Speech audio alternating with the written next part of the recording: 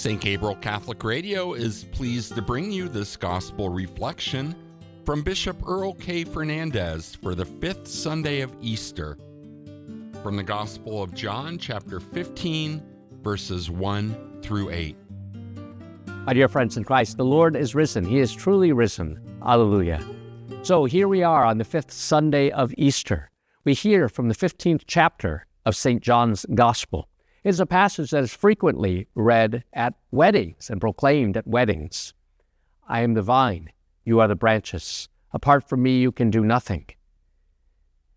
Sometimes in the United States, that is hard for us to hear. I am the vine, you are the branches. Apart from me, you can do nothing. Jesus is the true vine.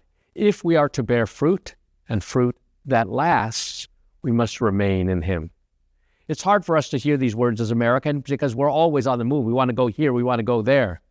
And Jesus' invitation is to remain in him, to abide in his love, to be still, to be in his presence. I would encourage you this Sunday to go to church early, to receive Jesus in the Holy Eucharist, but to remain a little bit after Mass and to continue to abide in his love. Most of you have watched me over the past 2 years, have seen that I do things quickly. I tend to speak quickly. I tend to walk quickly. I tend to distribute communion very quickly.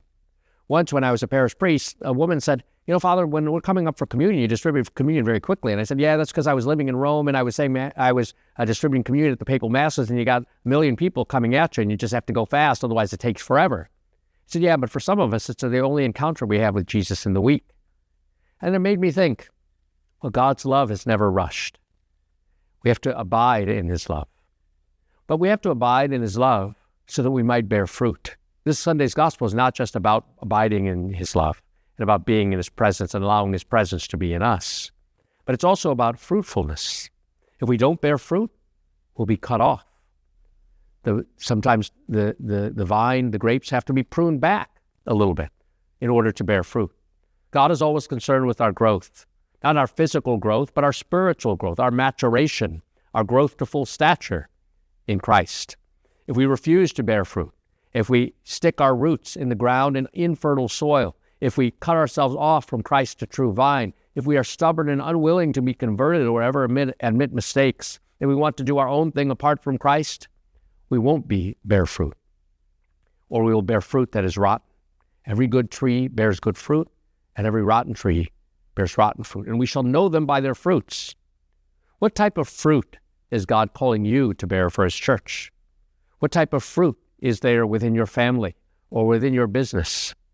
Is it fruit that is abundant in the things that matter most to the Lord? What is the source of this growth? Is it yourself and your own efforts? Sometimes we think in America in a rather Pelagian way, if I just work hard enough, I'll get to my goal, and the glory will be mine. But that's not really a very Christian attitude. In the end, the source of our fruitfulness, the source of our growth, has to be Christ the Lord. He is the true vine, but his precious blood helps the whole vine, the branches, the grapes, all to grow and flourish. May we remain attached to Jesus Christ, the source of our life, for he is risen. He is truly risen. Thanks for listening to this gospel reflection from Bishop Earl K. Fernandes, and I invite you to visit the Bishop's podcast page at stgabrielradio.com.